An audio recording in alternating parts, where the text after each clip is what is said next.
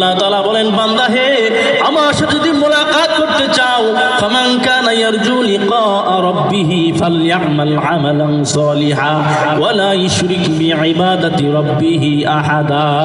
কার কথা? যে ব্যক্তি আমার সাথে মোলাকাত করতে চায় সে দুইটা কাজ যেন করে, ফালইআমাল আমালান সালিহা, সে যেন নেক আমল করে, বেশি বেশি কি করে? নেক আমল করে এবং ভেজাল মুক্ত আমল করে। এবং দুই নম্বরে কারো সাথে কারো ইবাদতের ক্ষেত্রে কারো শরীক করা যাবে না। যাবে নাকি? এই মাসটার নাম কি? জোরে কোন মাসটার নাম কি? রজব মাস। কি মাস? রজব মাস। সূরা তাওবা 36 নম্বর আয়াত আল্লাহ বলেন, ইন্না ইদ্দাতাশ শুহুরি ইনদাল্লাহি 12 শাহরান ফি কিতাবিল্লাহ ইয়াওমা খালাকাস সামাওয়াতি ওয়াল আরদ মিনহা আরবাতুন হুরুম। যেদিন থেকে আসমান জমিন সৃষ্টি হয়েছে সেই দিন থেকেই আল্লাহ তাআলার গণনার দিক থেকে মাস হলো 12টা। কয়টা? 12টা।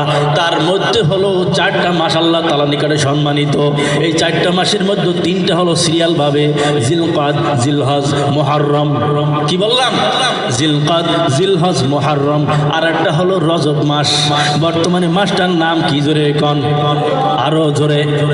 এই রজব মাস যখন আনতেন আল্লাহ নবী সাল্লাল্লাহু আলাইহি ওয়াসাল্লাম আল্লাহ তাআলার কাছে ভিক্ষা চাইতেন, সবসময় বলতেন, আল্লাহুম্মা বারিক লানা ফি রজব ওয়া শাবান ওয়া বাল্লিগনা রমাদান। জোরে কোন সুবহানাল্লাহ। আমার সাথে পড়তে পারবেন না? বলেন, আল্লাহুম্মা বারিক লানা ফি রজব ওয়া শাবান ওয়া বাল্লিগনা রমাদান। এই যে আরবিটা পড়লাম আপনাদের মুখস্থ আছে না নাই? মুখস্থ যদি না থাকে কালকে ফজরের নামাজ পড়ার পর ইমাম সাহেবকে বলবেন, ও ইমাম সাহেব, আজকে মাহফিলে যাওয়ার সময় লোকমান হোসেন সাহেবী একটা দোয়ার শিখাইয়া দিয়েছেন, এই দোয়াটা আমাকে একটু শিখাইয়া দেন। কি দোয়া?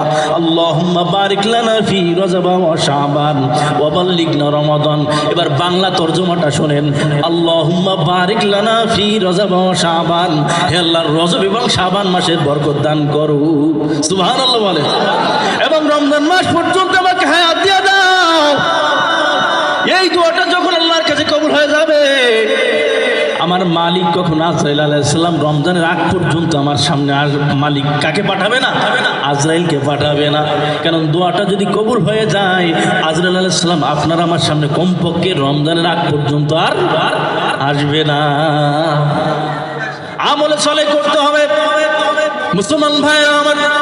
তাহলে মরণ তো হবেই ইনশাআল্লাহ, প্রত্যেকেরই মরণ হবে, কিন্তু মরার পরের কবর যে দেশে কি নিয়ে যাব? এই দুনিয়াটা আল্লাহ তাআলা পাঠাইছেন কিসের জন্য? জোরে কোন, আমলের জন্য।